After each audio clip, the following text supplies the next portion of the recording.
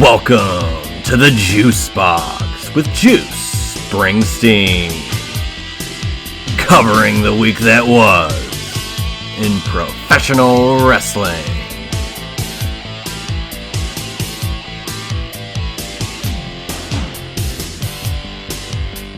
And welcome once again to this week's edition of the Juice Box. I am Juice Springsteen.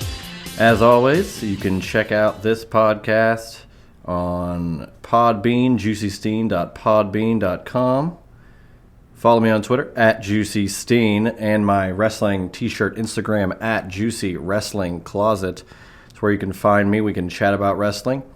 As well, if you can go to iTunes and rate this podcast 5 stars, that would be fantastic. Let's get right into things. Don't want to waste too much time because this will probably be a 5-hour show, even though I anticipate it being 30 minutes. Right out the gate, let's just go over SmackDown. SmackDown this past Friday was at PPG Paints Arena in Pittsburgh, Pennsylvania. I was in attendance, had some nice seats, saw a couple of faces that I normally do at these shows, such as Josh Eisenberg, formerly of Chairshot Reality, now doing his own thing. I got my other friend, Josh Cross, I saw there as well. One of these guys will eventually be on the podcast. One of these guys as well will be on it quicker than the other. It seems to me that the guest portion of this show will take off sooner than later. Hopefully next week, maybe. I don't want to assume it's going to happen. But looking for next week to be a little bit of a departure from our normal programming here on the Juice Box. But I will have more details to follow as we get closer to next week's show. But that's next week's show. This is this week's show. So yeah, saw some friends I normally do. Fun show. Fun atmosphere. Hot crowd. Couple of weeks, up until WrestleMania left, and I thought the crowd was pretty hot for the majority of the night. Not too much happened overall on SmackDown. The Fatal 5-Way match to determine who was going to face Gunther at WrestleMania. I don't know if I predicted this technically here on this show, but I did correctly predict the outcome of the finish, although I kind of gave it could be this or this.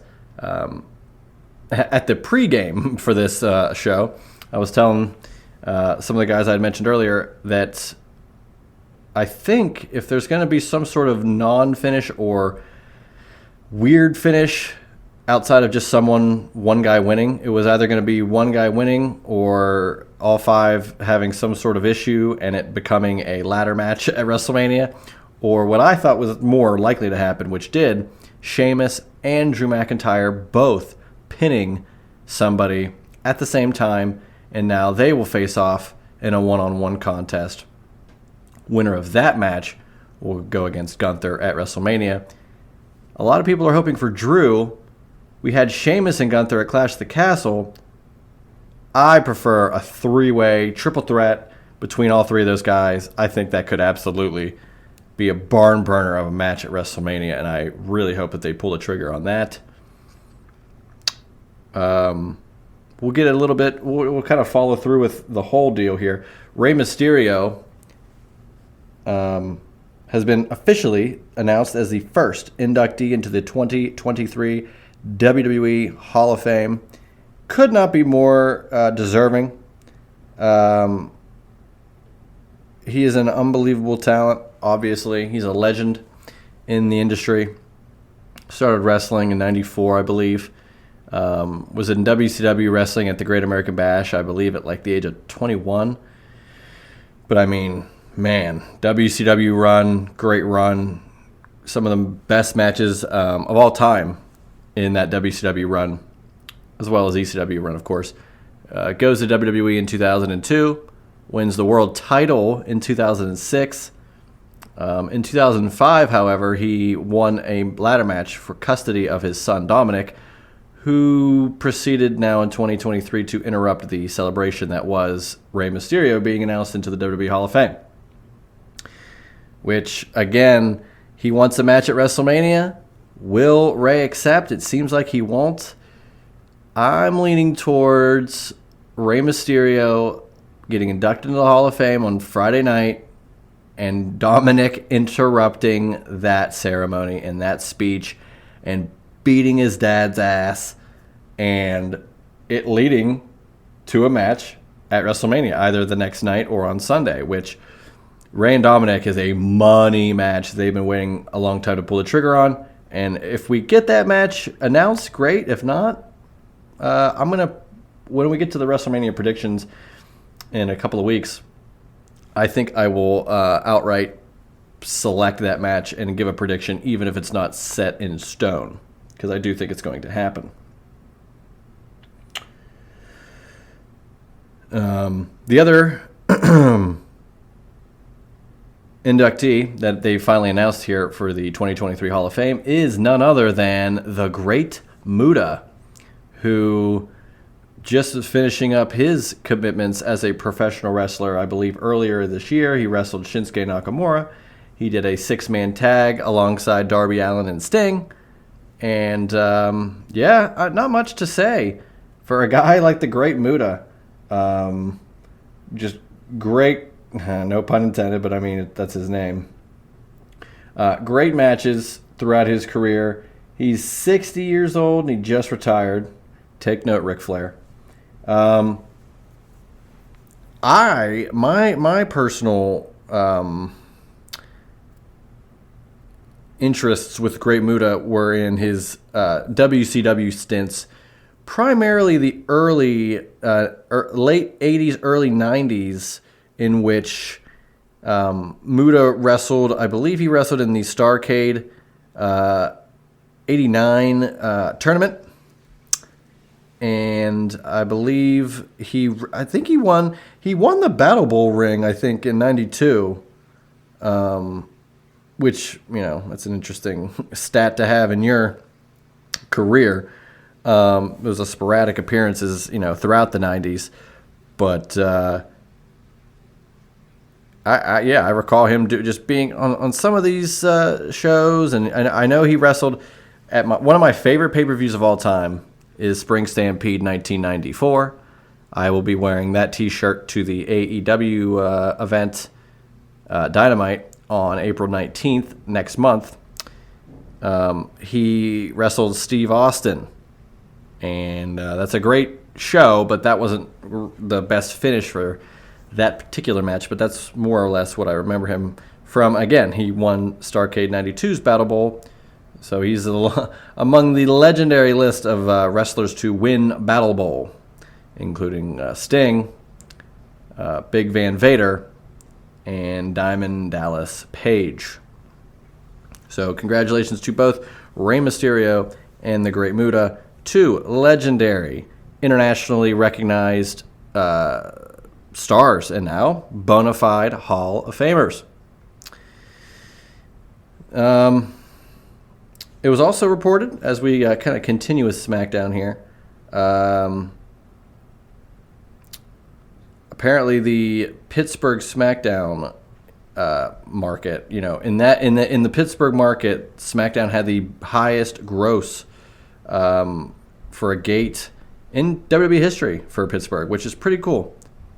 It's always nice to see WWE come into town, and they always put on a fantastic show. And a lot of people come out, whether the product's hot or not, whether it's a house show, a Raw, a SmackDown, shows in between Mania, pay-per-views where you do countdowns, and they almost will never bring a pay-per-view here again. And that was after the pay-per-view where they had Rey Mysterio being booed, which is kind of a redemption arc at Royal Rumble 2014 when it wasn't Daniel Bryan at 30 and Rey Mysterio got booed out of the building. At least he gets finally inducted into the Hall of Fame, and it's announced in Pittsburgh. Pretty cool. So that was SmackDown. SmackDown was a fun show, like I said. They didn't announce when the next show for Pittsburgh will be, so I really don't know what's going to be next. But hopefully it's another Raw. Hopefully that would be a summertime Raw. Those are always fun. But yeah, let's get into that show. As a matter of fact, let's get into some Monday Night Raw. Going just through some notes here. Raw was an interesting show. Raw had the big main event of KO and Solo Sikoa in a street fight. And, of course, Owens is left laying after the match, losing to Solo.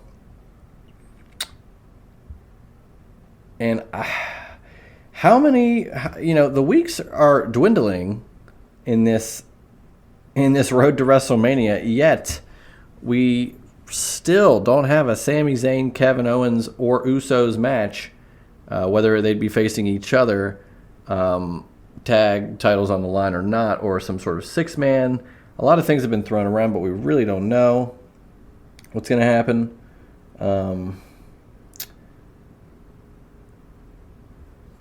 So that the booking it really does go show to show. So we'll have to see what happens tonight on SmackDown, and we'll go from there.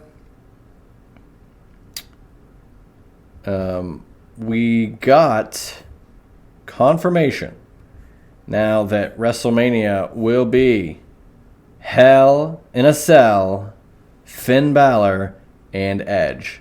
I, for one, cannot believe, although I'm thrilled that this storyline between Edge and the Judgment Day has lasted this long, one, and two, can still seem like a good piece of business and a big deal to culminate this with a Hell in a Cell here at WrestleMania. Especially with the other matches. I mean, Rhea's going to go for the world title.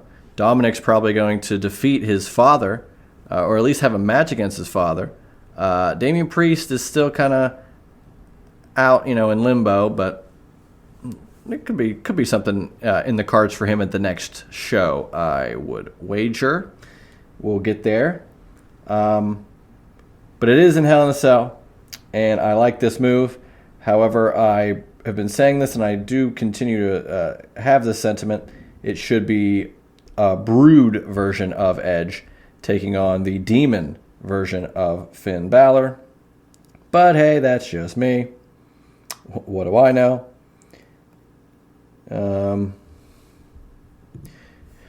Cody defeated LA Knight, and it seems as if now the next move is an acknowledgement from Cody to Roman next week on Raw. We'll see how that turns out. But again, nothing really of substance happened outside of the Edge piece of business and the main event with Sammy, KO, Solo, and those guys. Still, again, nothing on that front in regards to a match. I don't know. I will like to get into this, though, now, as we are discussing the Cody WrestleMania Roman thing. One of my closer wrestling comrades out there, through a mutual friend of Justin LaBar, Drew Baydala, Ticket Drew as I like to call him, first name Ticket, last name Drew. He believes that with an influx of international events coming up,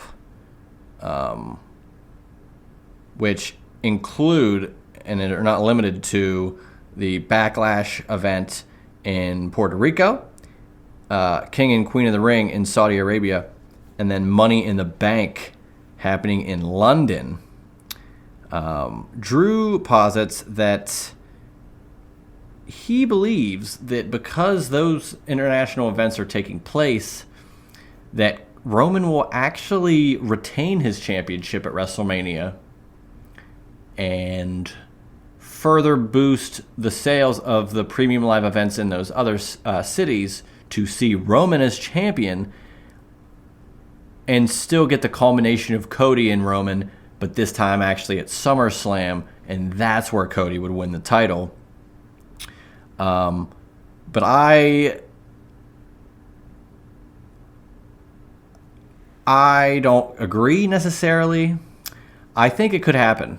And this is what I tweeted. I had said that this could happen, but if it does happen, look, I was at WrestleMania 34, right? Roman and Brock, and that was supposed to be another culmination, right?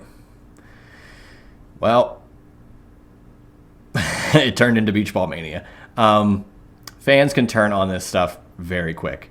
And if the fans aren't thinking that Roman retaining is the move, which at this point, I don't think it is the move. I think you give it to Cody. And I agree with you have Roman as champion to do these events. But that's very reminiscent of, let's have Hogan be champion for our international tours in 93. But that didn't make a lick of sense either, you know? Hogan barely made some of those tours, and why did he have to be champion? His name would draw alone. So if Roman's going to be on these shows regardless if he's champion or not, then that should be enough, you would think. 2, these markets are going to sell out regardless. Do you know why? First of all, the Saudi show doesn't really matter. I don't even know if there'll be a title match on that show. It's just King and Queen of the Ring. But Money in the Bank and Backlash especially, they're going to sell out almost instantly. These markets do not get premium live events, if ever. The UK just had Clash at the Castle, finally had something after all these years. Montreal just got something for the first time since 2009. Puerto Rico is going to have a show for the first time since 2005. These shows are going to sell regardless of who's at the top. And Roman could still be at the top of the card and not be champion, and still have, matches on those shows and be a draw. So I don't necessarily agree with his take. However, I could see it happening. I see how WWE kind of plays these things, and if they want to keep up this Roman thing without the bloodline, because the bloodline seemingly would fall through if the Usos fight Roman, Jesus. If they fight Cody, Roman, Cody. If the Usos fight Sammy and KO, and if that happens and the titles switch, is Roman tied to them? Does he have to lose? Are they going to fall one by one? Is Roman the last piece? SummerSlam 2020 is when he won the titles. Would be cool to see him have it be done in 2023, but I don't know. It's just, major markets, Cody, Roman, I don't know. I think the iron's hot. I think this is a way to do it. You don't have a guy win Why would you do all these things for him not to win the title? And I get it. Just because it's a great story and you can capitalize on the story at SummerSlam. Yes, but okay, is SummerSlam your main show every year? No, it's the biggest event of the summer. WrestleMania is your bread and butter. WrestleMania is your Super Bowl, and it should be treated as such. And I think that if you wait, this would be different if Roman had just won the title last SummerSlam. This is coming up to 3 years as champion at SummerSlam. I love the storylines. I've been thrilled with the bloodline. I love how Roman's been able to stack them and win and somehow escape and defeat all these different guys and come through, and Brock a couple times and Logan Paul and Drew and all these guys KO. But I think this is the time to get the titles off of them. I think this is the right call. I think you give it to Cody to go forth. If you weren't going to do this now, why would you put forth all of these eggs in this basket at the Royal Rumble and the injury? And I just don't understand. I mean, I understand, but I just don't agree. And I think SoFi Stadium would definitely disagree if Roman were to retain. I think they want to see Cody win. Now, look, I don't know. The WrestleMania crowds are always a crapshoot. They're always 50-50 whether you're going to get a traditional crowd or you're going to get just a regular Mania crowd of Mania, really. It's just chaos. Everybody's cheered for to an extent. The people that are booed are extremely booed. But, I think they sell beach balls in Los Angeles, so I would be careful if they want to keep the titles on Roman there. So with that little spiel, I'm just glad to touch on that. I'd like to have Drew on the show. He could potentially be on the show as we get closer to WrestleMania. I'm going to leave it at that. Again, nothing is penciled in. I'm still getting some things worked out here on my end to help get this show, some footing before we tap into some guests. Because I'd like to, once we get a guest on the show, I'm going to do it as a presentation of, who are they? Why? How do they relate with me? And then go from there so that the next time they can become just recurring pieces of the show, and we can just keep going smoothly forward, which I look forward to. As we now go to the other bigger story, I think. Not a bigger it's a big story. I don't know if it's bigger than Roman retaining at WrestleMania, because I just don't see that being a thing. A feasible thing, rather. It seems that Bray Wyatt is just kind of gone again.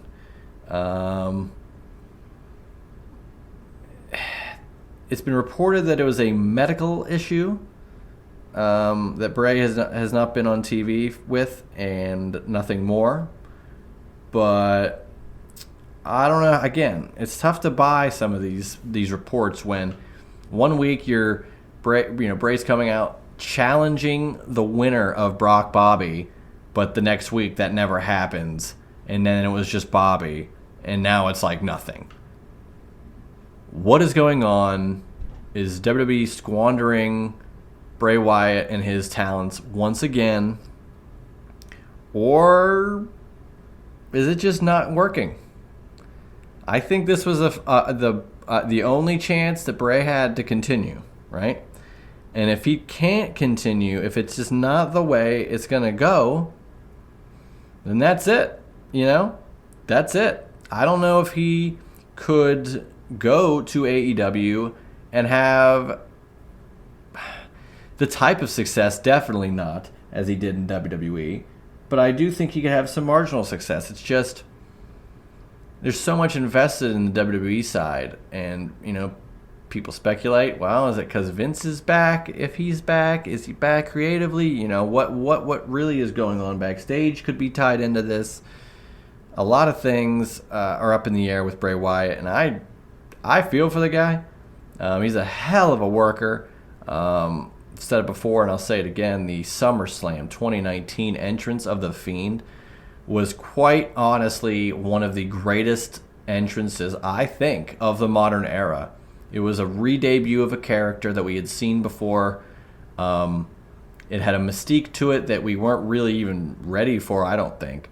But by the next month or two, he was losing a Hell in a Cell match. Like, they just squandered the opportunity as soon as it was great, and I don't think it ever got to where it could have been. And now it seems like it's just kind of done. And it's a real shame if that's the case. But we really don't know. WrestleMania is coming up. He could pop in. Will we ever find out who Uncle Howdy is? I don't know. Do I care? A little bit. I'd like to see who is Uncle Howdy. Do they have something ready? Are these storylines ready to roll? Do they not have an idea? Like, what really is the issue here, I don't know, and I don't have the answers, but that's why I have this podcast. I'd like to see what's really going on and get some info from other people maybe and banter back and forth on it. I don't know. But Bray Wyatt, it's just a sad state of affairs. It really is. So let's get into AEW on Wednesday. I thought was a fantastic show. as we're recording this, I don't believe there have been any ratings yet.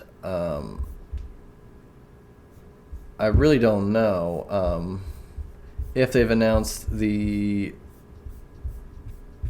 Let's see.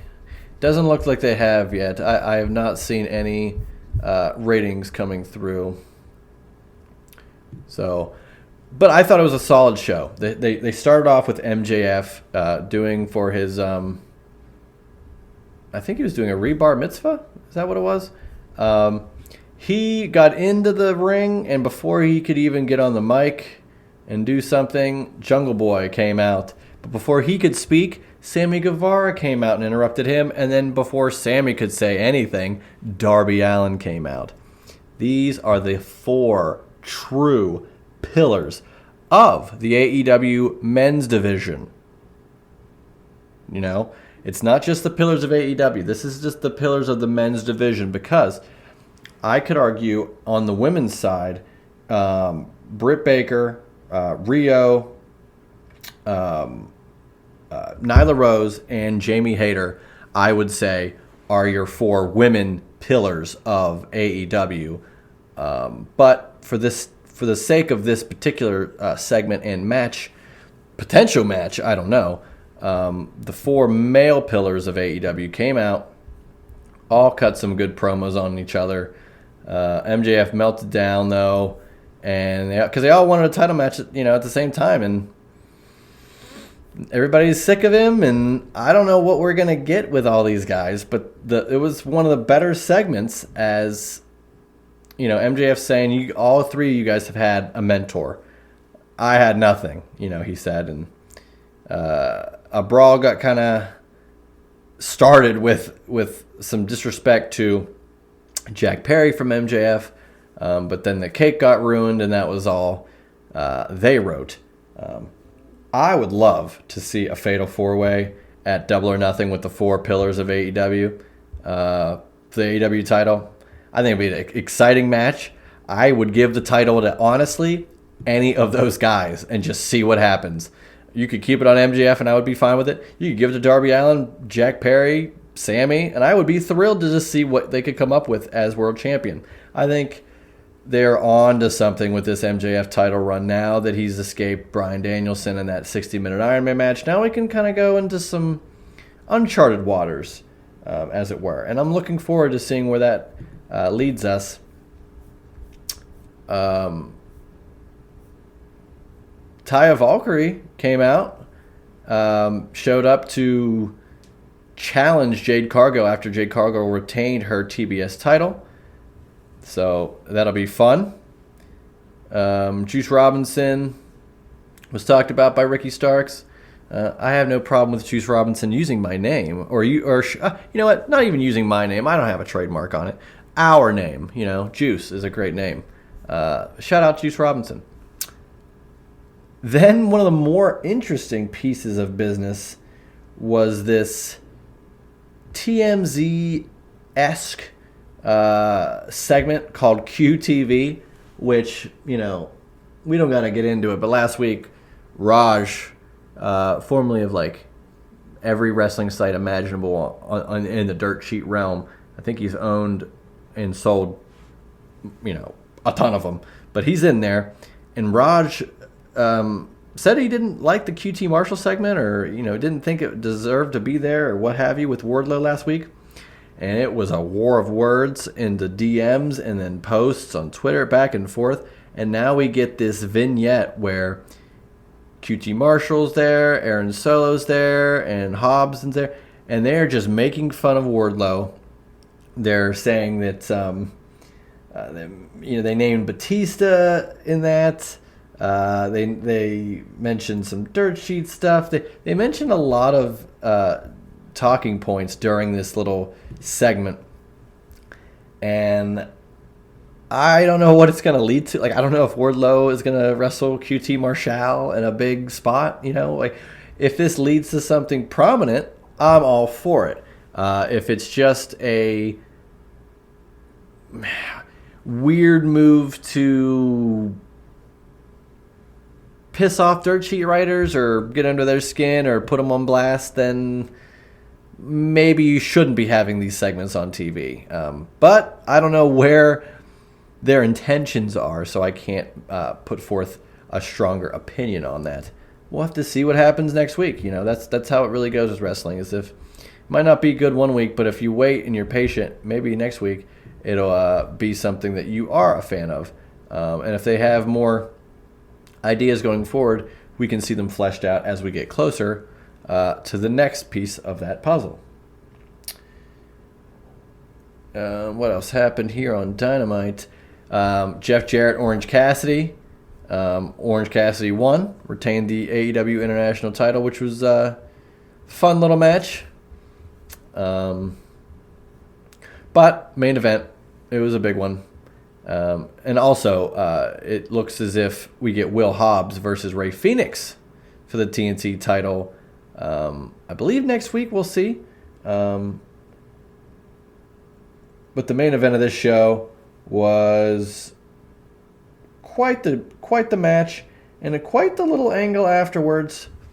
We had House of Black defending the AEW World Trios titles against the Jericho Appreciation Society and the Elite.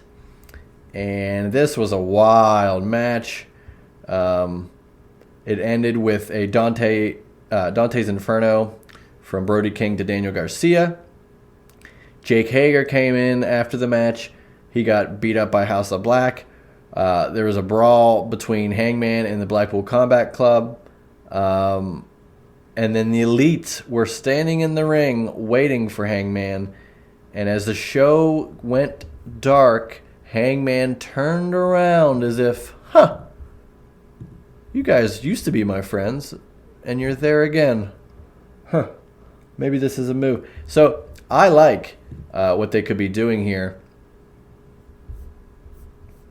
As they try to tell a story with Hangman coming back to potentially re-involve himself with the Elite. Now, a couple things. Would this mean that Kenny Omega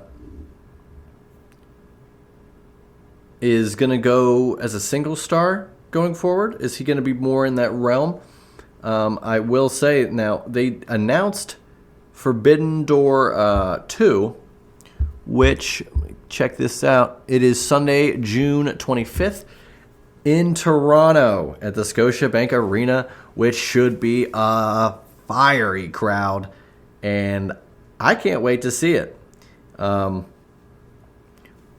with that being said, another AEW New Japan cross-promoting event, I would say that Kenny Omega will probably be involved in that show one way or the other. And I would say if he is, it would be in a singles capacity, which would mean, does Hangman go to the Elite and they become Trios champions? What is this going to go and lead to? I don't know, but I'm pretty excited to see what that entails as we get closer.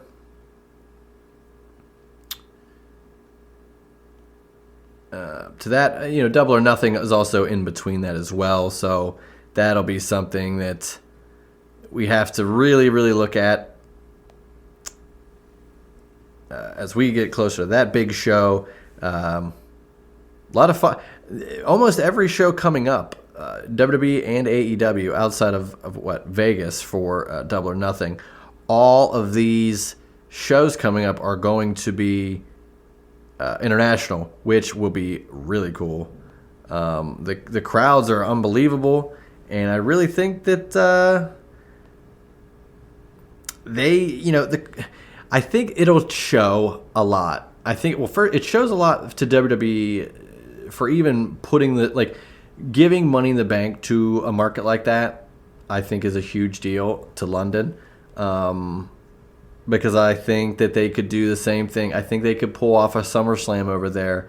I think they could pull off a WrestleMania, out there. I really think that these are starting to be the moves that are slowly made so that at some point we can get that overseas bigger show. Personally, I would love to see the Royal Rumble in a London or a UK setting, purely because of the counting down for each entrant. I think that would be such a fun atmosphere for a Royal Rumble as an international crowd. But Money in the Bank is like just, it's almost there because it's the big ladder match, that you have a year to cash in. It always makes a new star, or at least gets some sort of solid piece of storytelling kind of solidified in before the rest of the summer. But SummerSlam's like the next month, so it really kickstarts that next piece of the year for WWE, because it goes Royal Rumble to WrestleMania is always a big portion, right? And then you get this middle ground of rematches at Backlash. You get King and Queen of the Ring. And then, boom, you're in July, Money in the Bank. That's like the Royal Rumble for SummerSlam, and then you get SummerSlam. Then that leads you to fall. And if they keep War Games with Survivor Series, I think you have a solidified Big Five. And, because people have said Survivor Series has been replaced by Money in the Bank, but if you're taking Money in the Bank International, it's definitely a Big Four. And then if you put Survivor Series with War Games every year, I think it pushes it into a Big Five for sure. And then I'd just like to end this show particularly with a fun little topic. Now, it's a little bit of a segue, a little bit of a... It's not an announcement, but as I said, I'd like to have some guests on this show going forward, especially as we are just weeks away from WrestleMania. Some of the more fun times to be a wrestling fan are these particular weeks leading up to the event. So everybody's so engaged and everybody wants to be involved. I think there's a potential that the first guests on this show will be a couple of guys that love debating wrestling, talking wrestling, debating wrestling, and have very poignant opinions. And again, we'll get closer to that. I will announce such, and we'll get those guys on for a debate. And I've got a couple of things that I'd love for them to debate about in particular. But one of the things that I'd like to at least posit in this realm of debate, at least my take on it, so that I don't take all the time from the guests that do eventually come on this show, is the Mount Rushmore discussion. This is a never-ending debate for pro wrestling fans, and I love it, is the Mount Rushmore. Now, I believe last week we touched on the TNA Mount Rushmore, which I do believe could be a topic of discussion next week, or any of these weeks that I could have guests on. I think that's a fun topic. But for this discussion, The Undertaker had a sit-down talk with Ariel Helwani, and he put his Mount Rushmore of pro wrestling as Andre the Giant, Ric Flair, Steve Austin, and Hulk Hogan.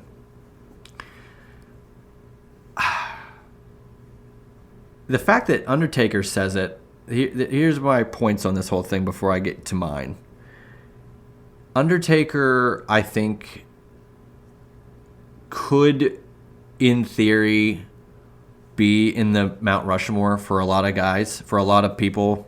I think he could be, because he, man, for better or worse, and I don't even think worse, just looking at it objectively, I think it's an easy statement to make that The Undertaker is the greatest pro wrestling character or, gimmick that has ever been created. A Western mortician, a little bit of an eerie side to him, very dark. He's presented as dead. He got, he died at Royal Rumble 94 and ascended to the heavens only to come back to face his mirrored counterpart at SummerSlam 94. He's been buried alive. He's been in caskets that were set on fire. He's thrown men off tops of cages. the mythology of this character, and for it to last from 1990 to 2021, 2020, I think is a testament, and I think that's why The Undertaker is the greatest character in the history of pro wrestling. But that's why I would put him at 1A. Like, he would be number 5 out of the Mount Rushmore. Or if anything, I could put him as a tie with the guy he put in, Andre the Giant, as the number 5 and or 5 and 6, just outside of that Mount Rushmore. Purely because Andre, of course, he wasn't a character. He was, just this unbelievable, massive man, world's largest athlete for a 15-year-long undefeated streak. His match with Hogan at WrestleMania 3 quite possibly is the biggest and most important wrestling match in the history of professional wrestling. I don't know if that's arguable. Purely because wrestling was a thing, and the rock and wrestling connection, and WrestleMania 1 and 2, and Cyndi Lauper, and Mr. T, and those things were great. But if WrestleMania 3 doesn't have that build-up and then that execution, I don't think wrestling is as big as it got. And then, nor do I think it can get any bigger throughout the 90s. And it would not be what it is today with all the hoops and hurdles it has come through over the past 30 years had it not been for WrestleMania 3, in particular, the Hogan-Andre match. But that's where I think even casual fans can limit their contributions for Andre. But without that match, that's it. If you're a part of the biggest match in history, or if you're a Taker and you're the greatest gimmick ever created for 30 years, the longevity and the importance of both of those things, I think, could put you in Mount Rushmore. However, my Mount Rushmore route is Ric Flair, Hulk Hogan, Steve Austin, drum roll please,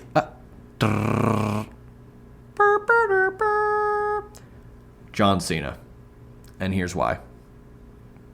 The Mount Rushmore is not, for this or for that. It's for everything. In how I'm defining Mount Rushmore is in the ring, right?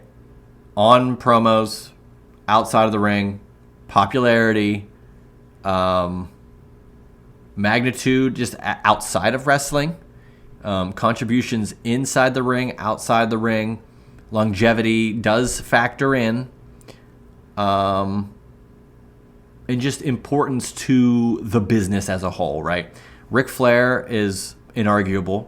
I think Steve Austin is inarguable. Ric Flair has transcended wrestling and is thick into pop culture, and I don't think anybody can get to that realm. He's, Steve Austin, yeah, his run was shorter from his rise and run at the top was from 97 to 01 was probably his peak, and he retired in 03. Yet those 5 years might have been the most important years collectively for WWE and the business as a whole. And he was at the top of it, and not only at the top of it, but he was doing record numbers, record pay-per-view buys, record merch sales, and he was on fire. Mike Tyson involvement, WrestleMania 14, the Mr. McMahon character, all of that stuff with Austin is why, one of the big reasons why WWE is still in business and WCW is not. And then John Cena. Now, before we get to the Cena part, why some people would be like, oh, Austin, not Rock? Yeah, The Rock is the biggest movie star in the world right now. And yes, he just like Flair, transcended into this mainstream. He is bigger than wrestling. That's why he won't be wrestling at WrestleMania this year. But his run was even shorter at the top. He came in at Survivor Series 96, but his peak was like 99, 2000, 2001, and he left in 03, or 04 rather. So even shorter run, and he was the McCartney to Austin's Lennon, but Austin's legacy is just too much. And I don't think you can have one guy. If you're going to do, like, Flair and Hogan are from technically the same era, but I think they're kind of the yin and the yang. Rock and Austin are yin and yang, but they're like horses right next to each other. And again, I know Flair and Hogan are, but Austin succeeds and is just too much bigger, I think, overall in the wrestling part. I think for the Mount Rushmore, yes, Rock's the biggest star in Hollywood, but as a wrestling guy, Austin's more revered, I think, than The Rock. I just think that's how it is. And Cena, I put him. Hogan, Austin, Cena is the succession of guys, and now, I mean, you could put Roman in there now, right? Hogan, Austin, Cena, Roman are probably your longevity guys transitioning through the company that you really can pinpoint as like mainstays. It was tougher for Roman in the last couple years, or the first couple years of his run as that guy. It was kind of like Cena's run, but now he turned heel 2020, and here we are now. I think that Cena, he's been around since 2002, won the world title in 2005, 16 world titles. He's right next to Flair. He's revered. He also is one of the bigger movie stars in the world and is more recognizable now than ever. Yet, he was at the head of WWE at some of WWE's lowest points from 06, 07, 08, 09, 2010, 2011. Some of these shows, the WrestleManias from those years, the pay-per-views, the ratings, the live events, they were not at a high point in those years, and John Cena had to pretty much single-handedly carry those years of that company on his back through the darkest times of WWE until we got into the CM Punks and the Daniel Bryans and the Seth Rollins and the Romans, and he bridged a gap that was so dark and not great, honestly, objectively. And he came out of it still strong, and WWE is better off that he took him through that realm. And I think for that alone, plus his, again, longevity, yeah, he's part-time now, but hey, he's probably going to put over Theory at WrestleMania. Dwayne, where you at? I don't see you on this card. So I think for those reasons, Cena should be regarded in that echelon. That's why I think my Mount Rushmore of pro wrestling is Ric Flair, Hulk Hogan, Steve Austin, and John Cena. And like I said, Hogan and Andre had that match at Mania 3. I think it's one of the same. Like Hogan's a more important guy overall. I think that's where that lies. Flair is self-explanatory. Same with Austin. Cena, I just explained it. And Taker, probably the greatest gimmick in the history of pro wrestling, but I don't think it merits being on that Mount Rushmore. Outside of those four, I think he could be at the base of the mountain with Andre, looking up at these four mega crossover stars. And yeah, I just think that's how it is. I would love to hear your takes. Tweet at me at Juicy Steen, at Juicy Wrestling Closet on Instagram. We can talk about this. If you'd like to be a guest, I've got guests lined up for this show, but if you'd like to be a guest on this show, reach out to me and I will put you on the list. Because I sit here and I kind of just hit record and, talk for 50 minutes kind of on my own. I just kind of wheel through this. I got a couple of notes, but really I'm just freestyling this whole thing. And it's more fun to bounce off other people. It's just I'd like to get this show off the ground first, and I've done it for a couple of months now almost. So I think we're ready to get some guests here soon, and I'm looking forward to doing that and talking to any and all of you about these great topics. So this has been the Juice Box. Another great show, fun show. We'll have the recap of tonight's SmackDown amongst the other things happening. Of course, Raw and Dynamite next week as well. Any other news and notes as we are, what is it? Today's the 17th. We got, 2 weeks and change before WrestleMania. I cannot believe it, but we are almost here. The road has started to be paved, but there's a few more stops along the way. and can't wait. So this has been the Juice Box. I'm Juice Springsteen, and I'll see you guys next week.